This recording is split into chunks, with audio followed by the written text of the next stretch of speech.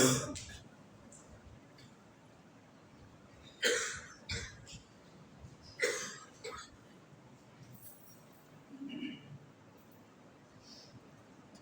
الحمد لله نحمده ونستعينه ونستغفره ونعوذ بالله من شرور أنفسنا ومن سيئات أعمالنا من يهده الله فلا مضل له ومن يضلل فلا هادي له وأشهد أن لا إله إلا الله وحده لا شريك له وأشهد أن محمدا عبده ورسوله يا أيها الذين آمنوا اتقوا الله حق تقاته ولا تموتن إلا وأنتم مسلمون يا أيها الناس اتقوا ربكم الذي خلقكم من نفس واحدة وخلق منها زوجها وبث منهما رجالا كثيرا ونساء واتقوا الله الذي تساءلون به والأرحام إن الله كان عليكم رقيبا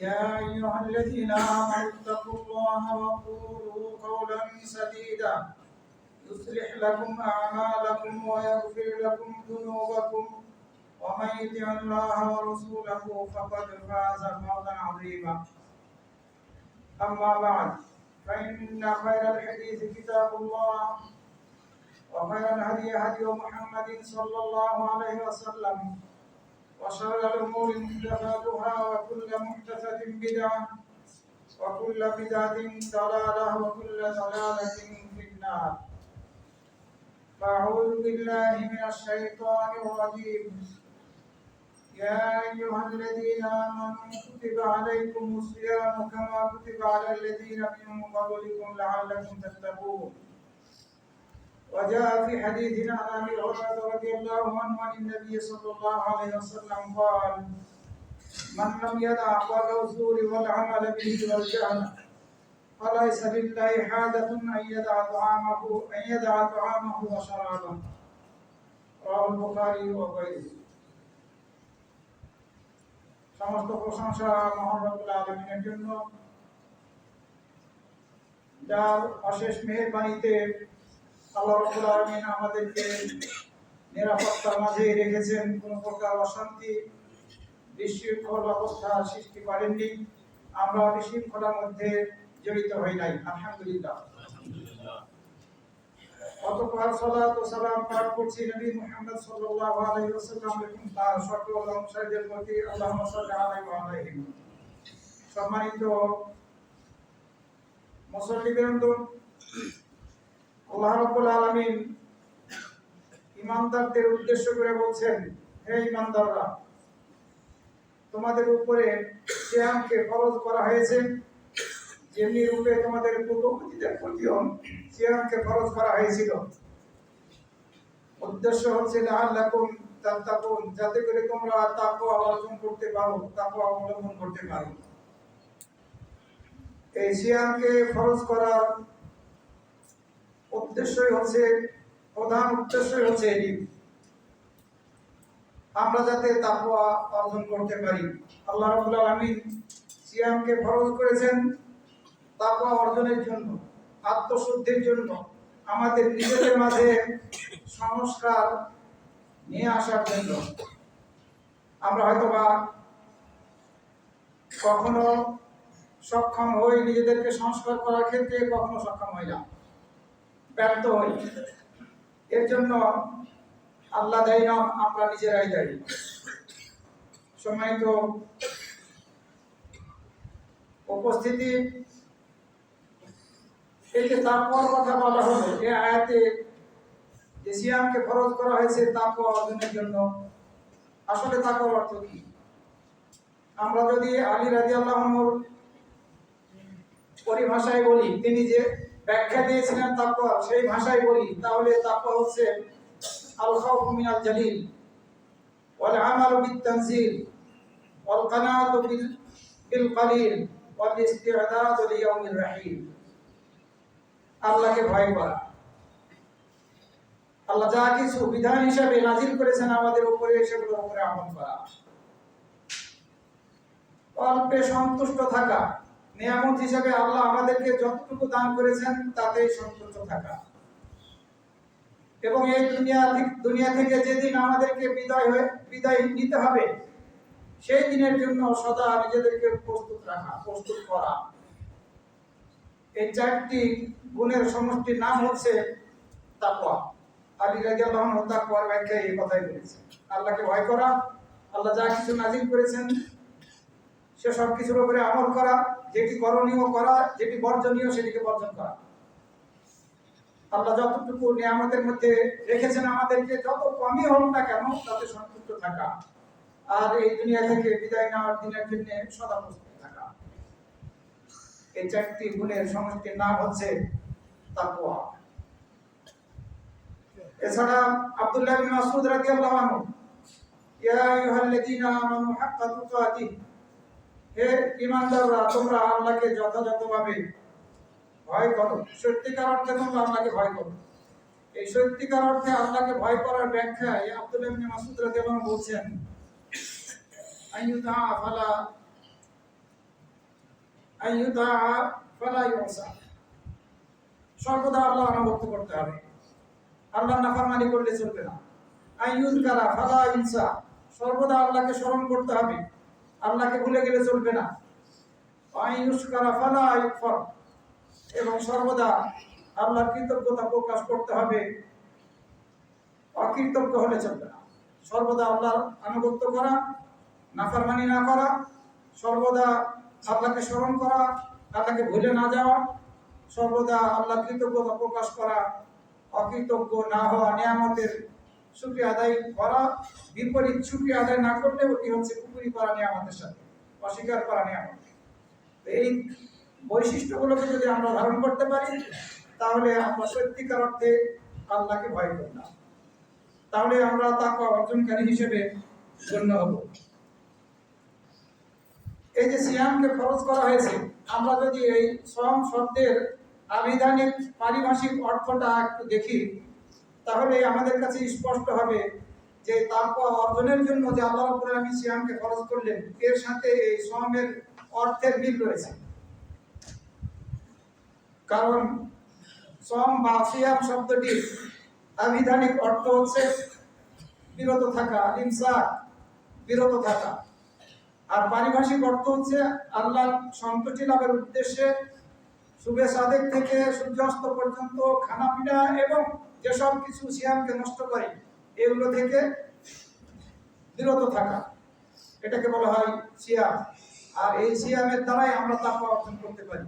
যে সিয়াম আমাদেরকে খানাপিনা থেকে বাধা দেয়, দিনের বেলা জৈবিক চাহিদা পূর্ণ করা থেকে বাধা দেয় এবং অন্যান্য কর্ম থেকে, পাপ থেকে যে সিয়াম আমাদেরকে বাধা দেয় সেটি হচ্ছে সিয়ামের শিক্ষা। রাসূল সাল্লাল্লাহু আলাইহি ওয়াসাল্লাম হাদিসের মধ্যে বলেছেন, মান লাম ইয়াদা কাওলা যুরি ওয়াল আমালা বিহি ফালাইসা লিল্লাহি হাজাতুন আন ইয়াদা তা'আমাহু ওয়া শারাবাহু। যে ব্যক্তি সিয়াম পালন করা সত্ত্বেও মিথ্যা কথা বলা, মিথ্যার উপরে আমল করা এবং মূর্খতাপূর্ণ আমলকে ত্যাগ না করলো, না ছাড়লো, আল্লাহ রাব্বুল আলামিনের তার এই খানাপিনা থেকে বিরত থাকার মাঝে কোনো প্রয়োজনীয়তা নেই। তো আমাদেরকে খানাপিনা থেকে শুধুমাত্র বিরত থাকলে চলবে না, আমাদেরকে খানাপিনা থেকে যেমনি ভাবে বিরত থাকতে হবে সেই সব কর্ম থেকেও বিরত থাকতে হবে যেগুলো শ্রমের ক্ষেত্রে ত্রুটি সৃষ্টি করবে। আমাদের এই জবানকে হারাম থেকে বাঁচিয়ে রাখতে হবে। জবান খানাপিনা থেকে বাঁচিয়ে রাখলাম, হারাম থেকে বাঁচিয়ে রাখলাম না, হারাম ভক্ষণ করলাম, তারপর পরিপন্থী কাজ করলাম। এবং এই জবান দিয়ে মিথ্যা কথা বলা, মিথ্যা সাক্ষ্য দেওয়া, আরো অনেক ধরনের পাপ হয়ে থাকে, সেগুলো থেকে বিরত থাকতে হবে। এই কান দ্বারা হারাম কিছু শোনা যাবে না, এই কানকেও সিয়াম পালন করাতে হবে, বিরত রাখতে হবে হারাম থেকে। এই চোখ দিয়ে হারাম কিছু দেখা যাবে না, চোখকে হারাম কিছু দেখা থেকে বিরত রাখতে হবে। এছাড়া অন্তর দিয়ে হারাম কিছু কল্পনা করা যাবে না, হাত দিয়ে হারাম কিছু ধরা যাবে না, পা দিয়ে হারাম কোনো কিছু করার জন্য হেঁটে যাওয়া যাবে না। এগুলো হচ্ছে সিয়াম পালন করার অর্থ। আমরা যদি আমাদের পুরো অঙ্গ প্রত্যঙ্গগুলোকে, শরীরের প্রত্যেকটা অঙ্গ প্রত্যঙ্গকে সিয়াম পালন করা থেকে, হারাম থেকে বিরত রাখার ক্ষেত্রে ভূমিকা না রাখি, তাহলে আমাদের সিয়ামের দ্বারা আমরা উপকৃত হব না। রাসূল সাল্লাল্লাহু আলাইহি ওয়াসাল্লাম এই হাদিসের মধ্যে সেটি বলেছেন। বুখারী, আবু দাউদ এবং তিরমিজির মধ্যে এই হাদিস বর্ণিত হয়েছে। সুতরাং তেমনি ভাবে আমরা খানাপিনা থেকে বিরত থাকবো, অনুরূপভাবে আমাদের প্রত্যেকটা অঙ্গ প্রত্যঙ্গকেও হারাম থেকে বিরত রাখতে হবে, বিশেষভাবে এই রমজানকে কেন্দ্র করে, রমাদান মাসে। অন্য সময়েও আমাদেরকে বিরত থাকতে হবে। আর এই বিরত থাকাটা রমজান মাসের শিক্ষা থেকে আমরা গ্রহণ করব। সম্মানিত মুসলিমবৃন্দ, সিয়াম বা সম পালন করা কখনো ফরজ, কিছু সিয়াম পালন করা ফরজ, যেমন রমজান মাসের সিয়াম পালন করা ফরজ। আবার কখনো সিয়াম পালন করা হারাম, কখনো সুন্নাত, কখনো মাকরুহ, আবার কখনো জায়েজ। এই যে ইসলামী শরীয়তের 5টি বিধান সিয়ামের ক্ষেত্রে প্রযোজ্য।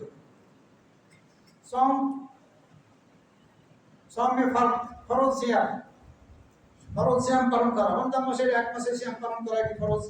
আবার রমজান মাসের সিয়াম হয়তো বা কারো ক্ষেত্রে, মা বোনদের ক্ষেত্রে বা অন্যদের ক্ষেত্রে কোনো কারণবশত, গ্রহণযোগ্য কারণবশত ছুটে গেল, ওই ছুটে যাওয়া সিয়াম পালনগুলো পালন করাও ফরজ। হাজ করতে গিয়েছি, হাজে তামাত্ম করব, কিন্তু এই হাজের পশু আমি পেলাম না, তাহলে এই ক্ষেত্রেও সিয়ামের বিধান দেওয়া হয়েছে, 10 দিন সিয়াম পালন করতে হবে। আমরা যদি সিয়াম পালন করার মান্যত মানি, তাহলে সেটিও ফরজ, ওয়াজিব। এগুলো হচ্ছে ফরজ সিয়াম। আবার কাফারা হিসাবে কিছু বিধান আছে, ইসলামের বিধান আছে, ত্রুটি করার কারণে সিয়াম দ্বারা সেটার কাফারা হয়ে যায়, ওই ত্রুটিটাকে মোচন করা হয়, সেই সিয়ামগুলো ফরজ। তবে সেগুলোর অপশন আছে, হয় সিয়াম পালন করবেন অথবা অন্যান্য অপশন আছে। মুস্তাহাব বা মাসনুন, সুন্নাতি সিয়াম কোনগুলো? আশুরার দিনের সিয়াম, আরাফার দিনের সিয়াম, সোমবার বৃহস্পতিবারের দিনের সিয়াম। এছাড়া প্রত্যেক মাসের 13, 14, 15 তারিখের এই 3 দিনের সিয়াম পালন করা সুন্নাহ। এছাড়া মুহররম মাসে আশুরার দিন ছাড়া 9 তারিখ এবং অন্যান্য দিনগুলোতেও সিয়াম পালন করাটা সুন্নাহ, ব্যাপক ভিত্তিক হাদিসের দ্বারা প্রমাণিত। রমজান মাসের পরে 6 দিনের শাওয়ালে সিয়াম পালন করা, 6 দিন সিয়াম পালন করা শাওয়াল মাসে এটিও সুন্নাহ। মাকরুহ, অপছন্দনীয়, নিষিদ্ধ সিয়ামের মধ্যেই পড়ে এটি। খাস করে আপনি শুধুমাত্র নফল সিয়াম পালন করছেন শুক্রবারে, আগে একদিনও রাখলেন না, পরের একদিনও রাখলেন না, শুধু শুক্রবারে আপনি সিয়াম রাখলেন কি মাত্র। এবং শনিবারের সিয়াম পালন করা, শুধুমাত্র নফল সিয়াম পালন করা শনিবারও, এটিও মাত্র গ্রহণযোগ্য নয়, আমাদেরকে বেঁচে থাকতে হবে। নফল সিয়াম শনিবারে আমরা পালন করব না। হারাম সিয়াম, 2 ঈদের দিন সিয়াম পালন করা হারাম। এছাড়া আইয়ামুত তাশরিক 11 এবং 13ই যুলহিজ্জার সিয়াম পালন করা হারাম। সন্দেহের দিনে সিয়াম পালন করা হারাম। শাবান মাসের 29 দিন হয়ে গেল, আকাশ মেঘাচ্ছন্ন, চাঁদ দেখা গেল না, 30 তারিখ পূর্ণ করতে হবে। এক্ষেত্রে ওই 30 তারিখটা সন্দেহের দিন, চাঁদ দেখি নাই, এই জন্য ওই দিনও আমরা সিয়াম পালন করা শুরু করতেছি না, শাবান মাসকে পূর্ণ করছি। এই দিনের এই সন্দেহের দিনে সিয়াম পালন করাটা হারাম। এছাড়া মা বোনদের যারা হায়েজ এবং নেফাস অবস্থায় আছেন, তাদের জন্য সিয়াম পালন করাটা হারাম। নেফাস হচ্ছে সন্তান প্রসবজনিত কারণে যে রক্ত যে থাকে, যতদিনই হোক না কেন, সর্বোচ্চ 40 দিন, তাদের জন্য সিয়াম পালন করা হারাম। মুবাহ সিয়াম জায়েজ, সুন্নাহ বলতে পারি না, কারণ দলিল নাই, এগুলো সপক্ষে। যেমন মঙ্গলবার, বুধবার এবং রবিবারে সিয়াম, আমরা চাইলে সিয়াম পালন করতে পারি, বাধা নিষেধ নেই। সম্মানিত মুসল্লিবৃন্দ, সিয়াম কাদের উপরে ফরজ আর কাদের উপরে ফরজ নয়, এই দৃষ্টিকোণ থেকে আমরা মুসলিমদেরকে 10 ভাগে ভাগ করতে পারি। কখন ফরজ, কখন ফরজ নাই, কাদের উপরে ফরজ, কাদের উপরে ফরজ নাই, 10 ভাগে ভাগ করতে পারি। প্রথম ভাগ হচ্ছে যিনি সিয়াম পালন করবেন তার জন্য শর্ত হচ্ছে তাকে অবশ্যই মুসলিম হতে হবে, বালেগ প্রাপ্ত বয়স্ক অথবা প্রাপ্তা বয়স্কা হতে হবে, বিবেক সম্পন্ন হতে হবে এবং মুসাফির না হয়ে মুকিম হতে হবে, বাড়িতে আছেন এই অবস্থায় থাকতে হবে। এবং সেই সব জিনিসগুলো থেকে, বস্তুগুলো থেকে যদি না থাকে, সিয়াম পালন করতে বাধা সৃষ্টি করবে এরকম কোনো কিছু থেকে নিরাপদে থাকতে হবে, তাহলে এই মুসলিম ব্যক্তির উপরে সিয়াম পালন করা ফরজ। কাফের যদি হয়, মুশরিক হয়, তাহলে তাদের উপরে সিয়াম পালন করা ফরজ নয়। তারা সিয়াম পালন করলে তাদের এই সিয়ামের দ্বারা তার কোনো উপকার লাভ করবে না, কারণ এই সিয়াম পালন করা বা অন্যান্য ইবাদত কাফেরদের উপরে অপরিহার্য নয়, পালন করলেও কোনো উপকার নেই। 2 নম্বর, শিশুদের উপরে, যারা প্রাপ্তবয়স্ক হয়নি এদের উপরে সিয়াম পালন করা ফরজ নয়, ওয়াজিব নয় তাদের উপরে সিয়াম পালন করা। রাসূল সাল্লাল্লাহু আলাইহি ওয়াসাল্লাম হাদিসের মধ্যে বলেছেন 3 শ্রেণীর লোকের উপর থেকে কলম উঠিয়ে নেওয়া হয়েছে, ঘুমন্ত ব্যক্তি থেকে যে পর্যন্ত সে জাগ্রত না হয়েছে। আপনি ঘুমিয়েছিলেন, জান্নাত পান নাই, ইচ্ছাকৃত না, যখন উঠবেন তখন সালাত আদায় করে ফেলবেন, আপনি গুনাহগার হবেন না। ছোট বাচ্চা, তার উপরে শিশু বাচ্চা, তার থেকে কলম উঠিয়ে নেওয়া হয়েছে যে পর্যন্ত বড় না হয়েছে, অর্থাৎ প্রাপ্তবয়স্ক না হয়েছে।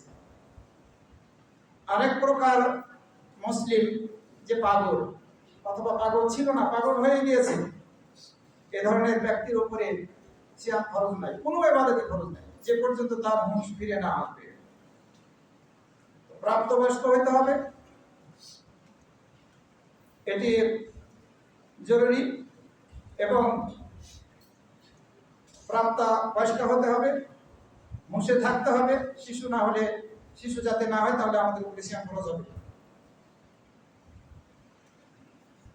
আরো এক শ্রেণীর লোক যারা বৃদ্ধ, যার বৃদ্ধ, সে তার বিবেক হারিয়ে ফেলেছে, অনেক বয়স্ক, ভালো মন্দ কিছুই বুঝে না, ভালো মন্দের মধ্যে কোনো পার্থক্য করতে পারে না, এই ব্যক্তির উপরে, এই বৃদ্ধ ব্যক্তির উপরে সিয়াম পালন করা ফরজ নয়, তার সিয়াম নেই, কোনো ইবাদত নেই।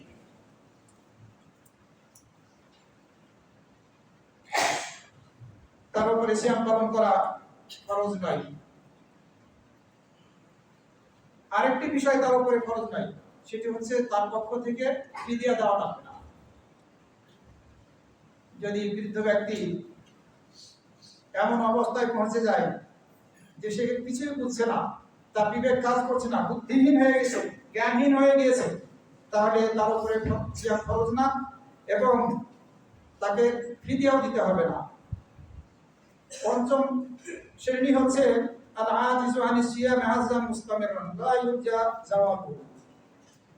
যে ব্যক্তি সিয়াম পালন করতে অক্ষম হয়ে গিয়েছে বার্ধক্যজনিত কারণে, এই বার্ধক্য থেকে আবার ফিরে আসবেন, সক্ষম হবে, এরকম আশা করা যায় না। এই ব্যক্তির যদি বিবেক থাকে তাহলে সে সিয়াম পালন করবে না, কিন্তু তার পক্ষ থেকে ফিরিয়ে দিতে হবে। তার উপরে সিয়াম পালন করা ফরজ নয়, কিন্তু তাকে ফিরিয়ে দিতে হবে, যেহেতু তার বিবেক আছে, সে জ্ঞান রাখে। আল্লাহ রাব্বুল বলছেন, লা ইউকাল্লিফুল্লাহু নাফসান ইল্লা উসআহা, আল্লাহ রাব্বুল আমিন কোন নাফসের উপরে সাধ্যের অতীত কষ্ট দেন না। আবার আল্লাহ রাব্বুল বলেছেন, ফাত্তাকুল্লাহা মাসতাতাতুম, তোমরা সাধ্য মাফিক আল্লাহকে ভয় করো। বৃদ্ধ ব্যক্তি যদি জ্ঞান রাখে তাহলে সে ফিদিয়া দিবে, আর সিয়াম পালন করতে অক্ষম হলে সে সিয়াম পালন করবে না, ফিদিয়া দিবে। আনাস রাদিয়াল্লাহু আনহু যখন বৃদ্ধ হয়ে গেলেন তখন তিনি এই সিয়াম পালন করতে পারতেন না। বুখারী শরীফের মধ্যে বর্ণিত হয়েছে, তিনি প্রত্যেক দিনের জন্য মিসকিন খাওয়াতেন, প্রত্যেক দিনের জন্য মিসকিন খাওয়াতেন, এবং সাথে তিনি রুটি গোশত তরকারিও দিতেন। সুতরাং একজন ব্যক্তি সে যদি সিয়াম পালন করতে অক্ষম হয় আর বিবেক থাকে, তাহলে পুরো দিনের একজন ব্যক্তির যে খাবার প্রয়োজন এই খাবার দিতে হবে। এই খাবার মিসকিন ব্যক্তিকে মিসকিন মুসলিম ব্যক্তিকে দিতে হবে, তাহলে আল্লাহ রাব্বুল আলামিন এই ফিদিয়াটায় তার সিয়ামের স্থলাভিষিক্ত বানিয়ে দেবেন। 6 নম্বর ব্যক্তি হচ্ছে বা 6 নম্বর শ্রেণী হচ্ছে যারা সিয়াম পালন করা তাদের উপরে ফরজ নয়, মুসাফির। মুসাফির সে যদি সফর করে এই উদ্দেশ্যে নয় যে সে ধোঁকা দিতে যাচ্ছে, রমজান মাস আসছে, সিয়াম পালন করবে না, এই জন্য সফরে যাচ্ছে, এরকম যদি না হয় তাহলে সফরে গেলেন সে সিয়াম পালন করবে না, তার উপরে সিয়াম পালন করা ফরজ নয়। আল্লাহ রাব্বুল আলামিন বলেছেন, ওমান কানা মারিদান আও আলা সাফারিন ফাইদ্দাতুম মিন আইয়ামিন উখরা ইউরিদুল্লাহু বিকুমুল ইসরা ওয়া লা ইউরিদু বিকুমুল উসরা। যে অসুস্থ অথবা সফরে আছে সে অন্য দিবসে সংখ্যা পূর্ণ করে নেবে, অন্য সময় এই সিয়ামগুলো পালন করে নেবে। আল্লাহ তোমাদের জন্য সহজ করতে চান, তোমাদের উপরে কঠোর করতে চান না। সুতরাং যারা মুসাফির তারা সিয়াম পালন করতে পারবে, তারা সিয়াম ছাড়তে পারবে। এমনকি কেউ যদি ড্রাইভার হয় তাহলেও গাড়ির ড্রাইভার, ট্রেন ড্রাইভার, বিমান চালক, এরা হয়তোবা সর্বদাই মুসাফির, কিন্তু যেহেতু তারা মুসাফির তাদের উপরে সিয়াম পালন করা ফরজ নয়। যখন অবসরে থাকবে তখন সেই সিয়ামগুলো পালন করে নিতে পারবে। তবে যদি সক্ষম হয় সিয়াম পালন করতে তাহলে সিয়াম পালন করবে, এই স্বাধীনতা আছে। কারণ বুখারী এবং মুসলিম শরীফের মধ্যে বর্ণিত হয়েছে আনাস রাদিয়াল্লাহু আনহু থেকে, তিনি বলছেন, কুননা মুসাফিরু মা নবী সাল্লাল্লাহু আলাইহি ওয়াসাল্লাম, আমরা নবী সাল্লাল্লাহু আলাইহি ওয়াসাল্লামের সাথে সফর করতাম। ফালাম ইয়াইবি সাইমু আলা মুফতির, সিয়াম পালনকারী ব্যক্তি যারা সিয়াম পালন করতে না সফরকালীন সময়ে তাদেরকে দোষারোপ করতো না, আর যারা সিয়াম পালন করতো না সফরকালীন সময়ে তারা সিয়াম পালনকারীদেরকেও দোষারোপ করতো না। সুতরাং আমরা সফরকালীন সময়ে যদি সিয়াম পালন করতে সক্ষম হই তাহলে করব, আর না সক্ষম না হলে আমরা করব না। যদি কষ্টকর হয় তাহলে আমরা সফরে সিয়াম পালন করব না। যদি আপনার জন্য সহজ হয় সিয়াম পালন করা তাহলে সিয়াম পালন করাই উত্তম সফরে হলেও, আর যদি কষ্টকর হয় তাহলে করবেন না।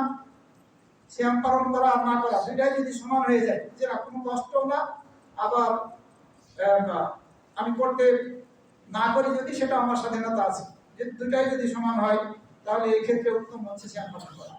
যেহেতু বাড়ির মধ্যে হয়তো আপনি আছেন, সিয়াম পালন করতে সক্ষম, করে ফেললে আপনার উপরে যে জিম্মাদারিটা ছিল আল্লাহর পক্ষ থেকে এই সিয়াম পালন করা ইবাদত, সেটি আপনি আদায় করে ফেললেন। সফরে যদি কষ্টকর হয় সিয়াম পালন করা তাহলে সিয়াম পালন করতে হবে না, এটি রাসূল সাল্লাল্লাহু আলাইহি ওয়াসাল্লামের সুন্নাহ। মক্কা বিজয়ের সময় যখন রাসূল সাল্লাল্লাহু আলাইহি ওয়াসাল্লাম পুরা আল গামীম পর্যন্ত পৌঁছলেন, তখন দেখলেন সাহাবীরা সিয়াম পালন করছেন। কেউ বললেন, ইয়া রাসূলুল্লাহ, সাহাবীদের খুব কষ্ট হচ্ছে সিয়াম পালন করতে গিয়ে, কিন্তু এই কষ্ট হওয়া সত্ত্বেও তারা কিছু বলছে না। একজন সাহাবী শুধুমাত্র রাসূল সাল্লাল্লাহু আলাইহি ওয়াসাল্লামকে জানালেন, আপনি কি করেন এটার অপেক্ষায় সাহাবীরা আছে। রাসূল সাল্লাল্লাহু আলাইহি ওয়াসাল্লাম এক পেয়ালা পানি নিয়ে আসতে বললেন। আসরের পরে তিনি পানি পান করে ফেললেন। যারা কষ্টের মধ্যে আছে তাদের কষ্টটাকে লাঘব করার জন্য, যে সফরের আসরের পরেও যদি আপনার ভেঙে দিতে হয় কষ্টের কারণে, সিয়াম ভেঙে দিলে কোনো বাধা নেই। এমনকি আপনি মুকিম অবস্থায় আছেন, আপনি দেখছেন যে আমি খুব বিপজ্জনক অবস্থায়, আমি যদি এই 1 ঘন্টা পর্যন্ত, আরো 1 ঘন্টা বাকি আছে সূর্য ডুবতে, আপনি যদি এই সিয়ামটা কন্টিনিউ করেন তাহলে হয়তো বিপজ্জনক হতে পারে, আপনি মৃত্যু হয়ে যেতে পারে, এরকম আশঙ্কা করলে সিয়াম ভেঙে দিতে হবে। তো রাসূল সাল্লাল্লাহু আলাইহি ওয়াসাল্লাম আসরের পরে সিয়াম ভেঙে দিলেন, তখন সাহাবীরা তার দেখা দেখি সকলে সিয়াম ভেঙে দিলেন। এক্ষেত্রে যদি কেউ এর উল্টা করে, রাসূল সাল্লাল্লাহু আলাইহি ওয়াসাল্লামের সুন্নাহ বিরোধী কাজ করে, রাসূল সাল্লাল্লাহু আলাইহি ওয়াসাল্লাম ভেঙে দিলেন, বাকি সব সাহাবীকে ভেঙে দিতে হবে যেহেতু কষ্ট হচ্ছে। এক্ষেত্রে যদি কেউ উল্টো করে তাহলে রাসূল সাল্লাল্লাহু আলাইহি ওয়াসাল্লাম তার ব্যাপারে বলেছেন, উলাইকা মুসাদ উলাইকা মুসাদ, ওরা নাফরমান ওরা নাফরমান। এজন্য রাসূল সাল্লাল্লাহু আলাইহি ওয়াসাল্লাম যখন কোনো কাজ করে ফেলতেন যেটা হয়তো বা উনি করতে পারতেন, সেই কাজের অনুসরণ করাটা এটি ফরজ, এটি অপরিহার্য। এই হাদিসের ক্ষেত্রে সেটি আমরা জানতে পারলাম যে রাসূল সাল্লাল্লাহু আলাইহি ওয়াসাল্লাম কষ্ট করে সিয়াম পালন করতে নিষেধ করেছেন। এক হাদিসের মধ্যে এসেছে সাহাবীরা সিয়াম পালনকারী ছিলেন, সিয়াম ভেঙে দিয়েছেন একজন ব্যক্তি, ভিড়ের মধ্যে রয়েছে আর লোকরা চারিদিক থেকে তার সামনে ভিড় করছে, তাকে ছায়া করতেছে। রাসূল সাল্লাল্লাহু আলাইহি ওয়াসাল্লাম জিজ্ঞাসা করলেন, এই ব্যক্তি কি হয়েছে? বলল যে সহায় সিয়াম পালনকারী। এ সময় রাসূল সাল্লাল্লাহু আলাইহি ওয়াসাল্লাম বললেন, লাইসা মিনাল বিররি আসিয়াম ফি সাফর, এই সফরের অবস্থায় সিয়াম পালন করা নেকির কাজের অন্তর্ভুক্ত না। সে কষ্ট করে নিজের উপরে বিপদ ডেকে আনছে কেন? তার উপরে তো এই সফরের মধ্যে সিয়াম পালন করা ফরজ নয়। আরো এক শ্রেণীর মানুষ যারা অসুস্থ, এদের উপরে সিয়াম পালন করা ফরজ নাকি নয়? আমরা তিন ভাগে ভাগ করতে পারি এই অসুস্থ ব্যক্তিকে। এর তিনটা অবস্থা আছে। প্রথম অবস্থা হচ্ছে আল্লাহ ইয়াশুক্কা আলাইহি সাওম ওয়ালা ইয়াদুরু, এই সাওমটা তার পালন করলে তার কষ্ট হচ্ছে না, কষ্ট হবে না, এবং সে তার কোনো ক্ষতিও করবে না। যদি এরকম অবস্থা হয়, অসুস্থ কিন্তু সে কষ্ট অনুভব করবে না সিয়াম পালন করলে এই অসুস্থতার কারণে, এবং তার কোনো ক্ষতিও হবে না সিয়াম পালন করলে, তাহলে এই অসুস্থ ব্যক্তির উপরে সিয়াম পালন করা খরচ। দ্বিতীয় অবস্থা হচ্ছে তার জন্য সিয়াম পালন করাটা কষ্টকর, কিন্তু কোনো ক্ষতি করবে না। যদি সিয়াম পালন করা কষ্টকর হয় আর ক্ষতি না করলেও সে সিয়াম ভেঙে দেবে, যেহেতু কষ্টকর। ওই আগের হাদিসগুলোর কারণে যেগুলো আমরা একটু আগে জানলাম, কারণ আল্লাহ রাব্বুল আলামিন সিয়াম পালনকারীর জন্য ছাড় দিয়েছেন, সুতরাং আমরা এই ছাড়কে গ্রহণ করব। তৃতীয় অবস্থা হচ্ছে সিয়ামটা কষ্টের কারণ হবে, ক্ষতির কারণ হবে।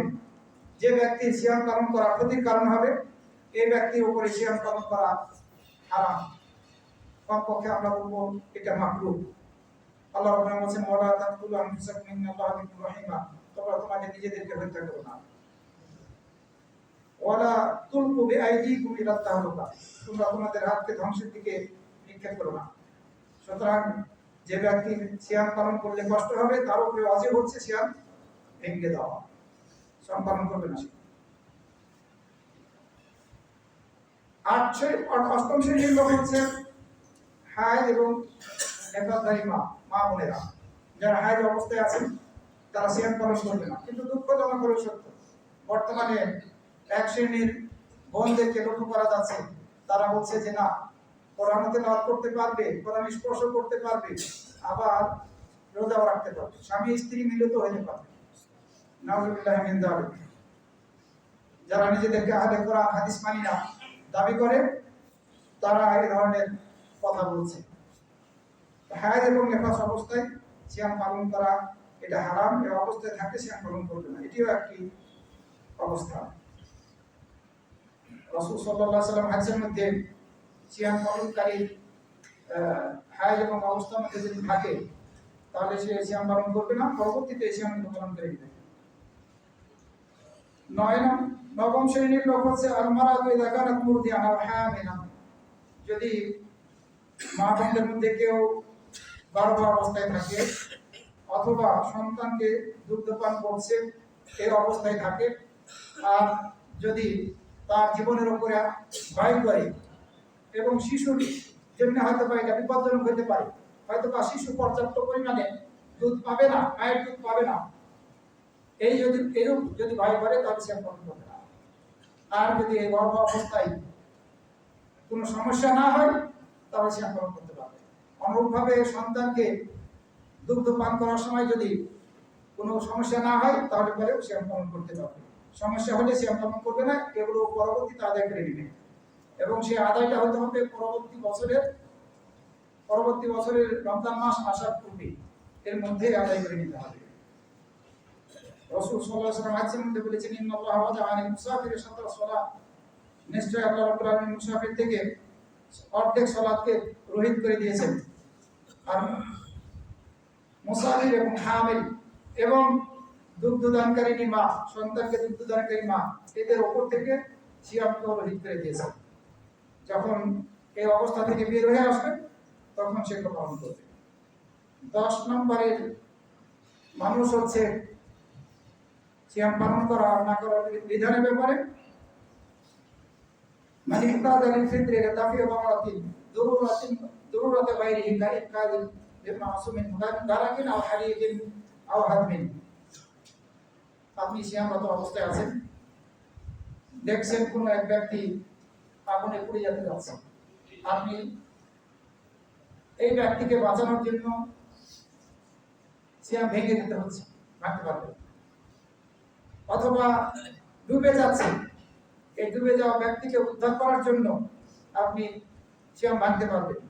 হয়তো দেয়াল চাপা পড়ে মারা যাবে, সেখান থেকে মারা দেয়াল চাপা পড়েছে, কোনো কিছু চাপা পড়েছে, তা এই উদ্ধার কাজ পরিচালনা করতে গিয়ে যদি শক্তি সঞ্চয়ের উদ্দেশ্যে এই সিয়াম ভঙ্গ করতে হয় তাহলে ভঙ্গ করা যাবে। এই সিয়াম পালন করা না করার ব্যাপারে 10 ভাগে বিভক্ত মুসলিমরা। আমরা এই বিধানগুলো জানলাম। এই রমজান মাসটি হচ্ছে ক্ষমার মাস, পুরো রমজান মাস। পুরো রমজান মাস হচ্ছে দয়ার মাস। পুরো রমজান মাস হচ্ছে জাহান্নামের আগুন থেকে মুক্তির মাস। এই সুযোগ আমাদেরকে নেওয়ার চেষ্টা করতে হবে। রমজানের মর্যাদা আমাদেরকে দিতে হবে। যাতে রমজানের মর্যাদা আমরা দিতে পারি, এ ব্যাপারে আমাদেরকে এখন থেকেই সচেষ্ট হতে হবে। পাপগুলোকে ছেড়ে আসতে হবে, গুনাহ খাতাকে থেকে নিজেদেরকে মুক্ত করে ফেলতে হবে। সাথে সাথে প্রতিজ্ঞা করতে হবে আর কোনো পাপের সাথে জড়িত হবে না। এভাবেই আমাদেরকে রমজান মাসকে অভিনন্দন জানাতে হবে। কারণ রমজান মাসটি হচ্ছে ক্ষমার মাস, রহমতের মাস, জাহান্নামের আগুন থেকে মুক্তির মাস, দোয়া কবুলের মাস, তাকওয়া অর্জনের মাস, দান খায়রাতের মাস, সকল প্রকার নেকি অর্জনের মাস, সকল প্রকার সৎ আমলের দ্বারা নেকি অর্জনের মাস, কিয়ামুল লাইলের মাস। এই যে কিয়ামুল লাইল আমরা করব, তারাবি সালাত করব। তারাবি শব্দটি যদিও হাদিসের ভাষা নয়, মুহাদ্দিসিন এবং উলামাগণ এই সালাতুত তারাবি নামটা দিয়েছেন। আসলে সালাতুল লাইল, সালাতুত তাহাজ্জুদ অথবা কিয়ামুল লাইল এইসব নামগুলো হাদিসের মধ্যে আমরা পাই। এই সালাতুত তারাবি অথবা কিয়ামুল লাইলের সালাত আমরা আদায় করার চেষ্টা করব রমজান মাসে। বিশেষভাবে এর ফজিলত বর্ণিত হয়েছে। রাসূল সাল্লাল্লাহু আলাইহি ওয়াসাল্লাম বলেছেন, মান কামা রমাদান ঈমানান ওয়া ইহতিসাবান গুফিরা লাহু মা তাকাদ্দামা মিন যামবি। যে ব্যক্তি রমজান মাসে কিয়াম করবে, রাতের বেলা উঠে সালাত আদায় করবে, কিয়ামুল লাইল করবে, ঈমানের সাথে নেকির উদ্দেশ্যে, তার পূর্বের গুনাহগুলোকে ক্ষমা করে দেওয়া হবে। সুতরাং আমরা এই ফজিলত যাতে লাভ করতে পারি, এই উদ্দেশ্যে আমাদেরকে কিয়ামুল লাইল করতে হবে। যারা শেষ রাতে একাকী তাহাজ্জুদের সালাত বা কিয়ামুল লাইলের সালাত আদায় করতে সক্ষম হবেন, সেটি আপনার জন্য উত্তম মসজিদে সালাতুত তারাবি আদায় না করে আপনি সক্ষম শেষ রাতে উঠে তাহাজ্জুদের সালাত পড়বেন। ওই তাহাজ্জুদের সালাতটাই হচ্ছে কিয়ামুল লাইলের সালাত। আপনি সারা বছর পড়ে থাকেন, ও রমজান মাসে ওই 11 রাকাতই পড়বেন। বেশি পড়লে আমরা সেটাকে বিদআত বলছি না, তবে যেটি রাসূল সাল্লাল্লাহু আলাইহি ওয়াসাল্লাম করেছেন সেটি করাটাই আমাদের জন্য উত্তম। রাসূল সাল্লাল্লাহু আলাইহি ওয়াসাল্লাম 11 রাকাতের বেশি রমাদান এবং রমাদান ছাড়া অন্য সময়ে কখনো করেননি, এটি বিশুদ্ধ হাদিসের মধ্যে বর্ণিত হয়েছে। সুতরাং আমরা যদি সক্ষম হই একাকী শেষ রাতে কিয়ামুল লাইল করা, তাহলে সেটি আমাদের জন্য উত্তম। কারণ রাসূল সাল্লাল্লাহু আলাইহি ওয়াসাল্লাম মধ্যরাতে মসজিদে এসে সালাত আদায় করা শুরু করেছিলেন। 1 রাত, 2 রাত, 3 রাত, এই 3 রাত আদায় করেছেন। প্রথম রাতের চেয়ে দ্বিতীয় রাতে সাহাবীদের সংখ্যা বেশি হলো, দ্বিতীয় রাতের চেয়ে তৃতীয় রাতে আরো বেশি হলো, চতুর্থ রাতে আর রাসূল সাল্লাল্লাহু আলাইহি ওয়াসাল্লাম বের হলেন না, যদিও বহু সংখ্যক সাহাবীরা সালাতের জন্য এসেছিলেন, মসজিদে জায়গা হচ্ছিল না, এরকম অবস্থার সৃষ্টি হয়েছিল। রাসূল সাল্লাল্লাহু আলাইহি ওয়াসাল্লাম ফজরের নামাজের সময় বের হলেন। ফজরের নামাজের পরে বললেন যে তোমাদের অবস্থা সম্পর্কে আমি জানি, আমি বের হইনি এ কারণে যে যদি এই সালাত জামাতের সাথে আদায় করতে থাকি তাহলে হয়তো বা তোমাদের উপরে খরচ করে দেওয়া হবে আর তোমরা কি আদায় করতে পারবে না, এই ভয়ে আমি আর বের হই না।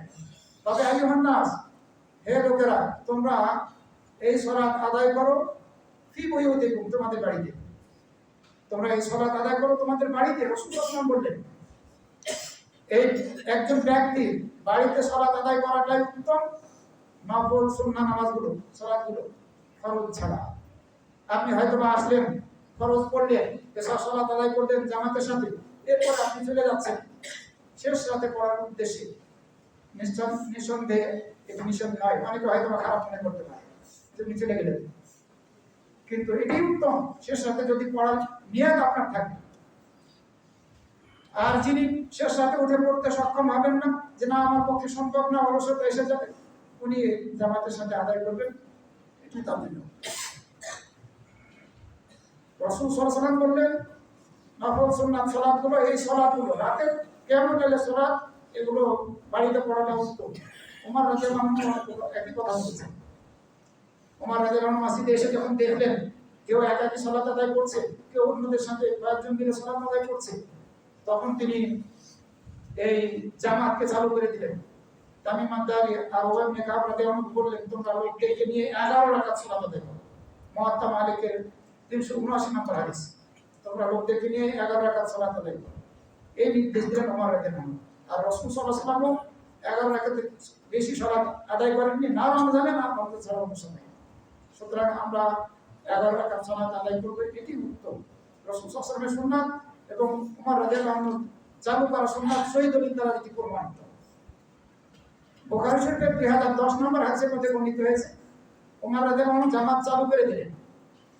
চালু করে দেওয়ার পরে বললেন যে যারা এখন ঘুমাতে যাচ্ছে এই উদ্দেশ্যে যে শেষ রাতে উঠে সালাত আদায় করবে, তারা বেশি উত্তম, যারা এখন সালাত আদায় করছে তাদের চেয়ে। জামাত চালু করে দেওয়ার পরে কথা বললেন ওমর রাদিয়াল্লাহু আনহু। সুতরাং আমরা যদি শেষ রাতে উঠে সালাত আদায় করতে পারি, কেমন টাইম করতে পারি, তাহলে আমাদের জন্য নিঃসন্দেহে সেটি উত্তম। আর যদি সক্ষম না হয় তাহলে আমরা এই রাতেই জামাতের সাথে সালাত আদায় করে দেব। আপনি হয়তো বা চিন্তা করছেন আমি শেষ রাতে উঠে সালাত আদায় করতে পারি, পড়ি, কিন্তু আমি তো অনেক আয়াত পড়তে পারি না। আপনি আপনার এই হাতে মোবাইলটা নিয়ে মোবাইল দেখে দেখে লম্বা সময় ধরে সালাত আদায় করতে পারবেন। আয়েশা রাদিয়াল্লাহু আনহা এভাবে আয়েশা রাদিয়াল্লাহু আনহা ইমামতি করেছেন, এই দেখে দেখে সালাত আদায় করার জন্য। আপনি কিভাবে ধরবেন? এভাবে বাম হাতে মোবাইলটা ধরবেন আর এভাবে এভাবে করবেন, বাম হাতে ধরে এভাবে করবেন, এভাবে আপনি দেখবেন বাম হাতের বিরুদ্ধ আঙ্গুলি দিয়ে আপনি সরাতে থাকবেন। দীর্ঘ সময় আপনি এভাবে সালাত আদায় করতে পারবেন। যদি আপনি চান বিভিন্ন ফন্টের কোরআন পাওয়া যায় এই নেটের মধ্যে, এগুলোর একটি ডাউনলোড করে নিয়ে আপনি এভাবে সালাত আদায় করতে পারবেন, কোনো সমস্যা নেই। তবে যদি আপনি মনে করেন যে না এটা আমার জন্য সহজ হবে না, তাহলে মসজিদে এসে সালাত আদায় করবেন। আল্লাহ রাব্বুল আলামিন এই রমজান মাসকে আমাদেরকে বিশেষ নিয়ামত হিসেবে দান করেছেন। এই নিয়ামত আমাদেরকে গ্রহণ করতে হবে। আমাদেরকে সুযোগ দিয়েছেন আমাদের গুনাহ খাতাগুলি ক্ষমা করে নাও। যদি সুযোগকে ব্যবহার না করি তাহলে আমরা বঞ্চিতদের অন্তর্ভুক্তই থেকে যাব। রাসূল সাল্লাল্লাহু আলাইহি ওয়াসাল্লাম সুসংবাদ দিতেন, রমজান মাস আসলে যে বরকত মাসের সুসংবাদ তোমরা গ্রহণ করো। আতাকুম রমজান শাহরুল মুবারক, তোমাদের নিকটে রমজান এসেছে, বরকত পায়। সুতরাং এই রমজান মাসের বরকতকে আমাদেরকে গ্রহণ করতে হবে। আমরা পুরুষরা যারা আছি তারা চেষ্টা করবো এই ব্যাপারে, আর মা বোনদেরকেও আমরা সুযোগ করে দেবো। অনেক সময় লক্ষ্য করা যায় যে মা বোনদেরকে ইফতারি বানানোর কাজে ব্যস্ত রেখে সারাদিন হয়তো বা এই দুপুরের পর থেকেই তারা ব্যস্ত থাকছে, আর এই ইফতারি বিভিন্ন আইটেম তৈরি করার ক্ষেত্রে ব্যস্ত থাকার কারণে তারা ক্লান্ত হয়ে পড়ছে। ইফতারি করার পরে এসব নামাজটা পড়ি হয়তো বা শুয়ে না গেলে আর পারছে না, বা রাতের বেলা এই কারণে উঠতেই পারছে না, কেমন মেহনত করতে পারছে না। এটা করা উচিত হবে না। আমরা এই রমজান মাসকে খানাপিনার মাস যাতে বানিয়ে না ফেলি, এটাই হয়ে গেছে আমাদের সমাজের মধ্যে। আমরা রমজান মাসকে খানাপিনার মাস বানিয়ে ফেলেছি। এভাবে যদি আমরা রমজান মাসকে অভিনন্দন জানাই তাহলে আমরা লাভবান হব না, আমরা সফলতা লাভ করতে সক্ষম হব না। আমাদেরকে সকল প্রকার গুনাহ খাতা থেকে বের হয়ে আসতে হবে। রমজান মাসের এই নিয়ামতকে, এই সুযোগকে কাজে লাগানোর চেষ্টা করতে হবে। আপনি রমজান মাসকে কেনাকাটার মাসও বানাবেন না, বাজারে ঘুরতেছেন। এমন কিন্তু লক্ষ্য করা যায় রমজান মাসের শেষ দশকের মধ্যে কেনাকাটার ঘোরাঘুরি লেগে যায় বাজারের মধ্যে। এটা থেকে কিভাবে বের হয়ে আসা যায় আমাদেরকে সেটা চেষ্টা করতে হবে। বিশেষভাবে মা বোনরা এটি করে থাকে, ঘন্টার পর ঘন্টা প্রত্যেক দিনই হয়তো বাজারে যাচ্ছে, আজকে হলো না, 2-4 দিন বাজারে কাটাচ্ছে ঘন্টার পর ঘন্টা। এটা হওয়া উচিত না। আমাদের যেটা করতে হবে এই রমজান মাসের মধ্যে যেসব বাজারগুলো প্রয়োজন, যেগুলো একসাথে কিনে নেওয়া, যে পণ্যগুলো একসাথে কিনে নেওয়া সম্ভব, সেগুলো আমরা রমজান মাসের আগেই একসাথে কিনে নেব, যাতে বারবার বাজারে গিয়ে আমাদের সময়ের অপচয় না হয়। দ্বিতীয় যেটা করতে হবে, এই ঈদের পোশাক নিজের জন্য হোক, পরিবারের জন্য হোক, ছেলে মেয়েদের জন্য হোক, রমজান মাসের আগেই করে নেওয়ার চেষ্টা করতে হবে। ওই রমজান মাসের বাজারে ঘোরার ঘোরার সুযোগ যাতে এই অবস্থায় ছেড়ে যাতে না দেয় আমাদের পরিবারের সদস্যদেরকে। আমরা এভাবে যদি রমজান মাসকে অভিনন্দন জানাই তাহলে সত্যিকার অর্থে আমরা রমজান মাসের সুফলতা লাভ করতে সক্ষম হব, বরকত লাভ করতে সক্ষম হব। আল্লাহ আমাদের সবাইকে সকল প্রকার গুনাহ থেকে বের হয়ে আসার তৌফিক দান করুন এবং আমরা যাতে এই রমজান মাসের রহমত এবং রমজান মাসের মধ্যে আমাদের নিজেদেরকে যেসব গুনাহের কারণে আমাদেরকে জাহান্নামে হওয়ার সুযোগ ছিল সেগুলো থেকে তওবা করে বের হয়ে আসার তৌফিক দান করুন। আকুলু কাউলি হাযা ওয়া আস্তাগফিরুল্লাহি ওয়া লাকুম।